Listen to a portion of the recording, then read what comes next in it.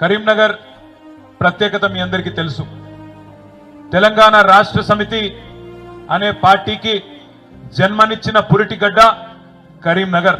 ఆనాడు 2001 మే 17 నాడు కరీంనగర్లో జరిగిన సింహగర్జనతోనే సింహం లాంటి నాయకుడు కేసీఆర్ గారి గురించి దేశం మొత్తం తెలిసింది అంటే దానికి కారణం ఈ గడ్డ కరీంనగర్ అనే విషయం నేను మీకు గుర్తు చేస్తున్నా.